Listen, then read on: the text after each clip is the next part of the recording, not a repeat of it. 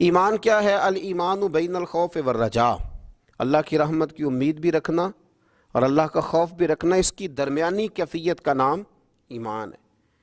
اللہ سے ڈرتا بھی رہے، احساس بھی پیدا کرے کہ کہیں میرا مالک ناراض نہ ہو جائے،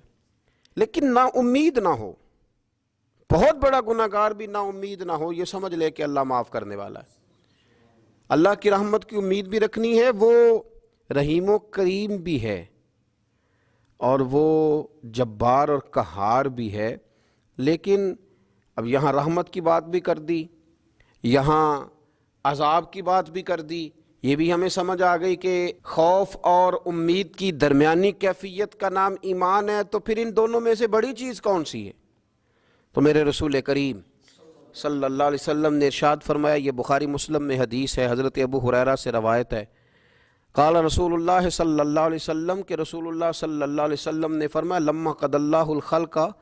کاتبا کتابا فہو عندہ فوق عرشہ۔ حضور صلی اللہ علیہ وسلم فرماتے ہیں اللہ تعالیٰ نے جب مخلوق کو پیدا فرمانے کا فیصلہ کیا تو ایک تحریر لکھی تھی، ایک تحریر لکھی جو رب کے پاس عرش کے اوپر موجود ہے۔ جب مخلوق کو پیدا کرنے کا بھی ارادہ کیا تو ایک تحریر لکھی جو رب کے پاس محفوظ ہے اللہ کے عرش پر۔ وہ تحریر کیا تھی؟ ان رحمتی سبقت علی غضبی، کہ بے شک میرا غضب زیادہ نہیں ہے، میری رحمت ہی زیادہ ہے،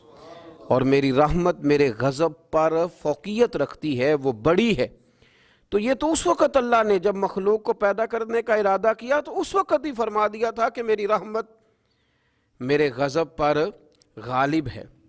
تو اللہ سے ڈرنا بھی ہے، اللہ کی رحمت کی امید بھی رکھنی ہے، لیکن ذہن کے اندر یہ بات ڈال لیں کہ اللہ کا غضب زیادہ نہیں، اللہ کی رحمت ہی زیادہ ہے، وہ فضل ہی زیادہ فرماتا ہے، فضل کرنے کو پسند کرتا ہے، وہ معاف زیادہ کرتا ہے، معاف کرنے کو پسند کرتا ہے، وہ کرم زیادہ کرتا ہے اس لیے کہ کرم کرنے کو پسند کرتا ہے۔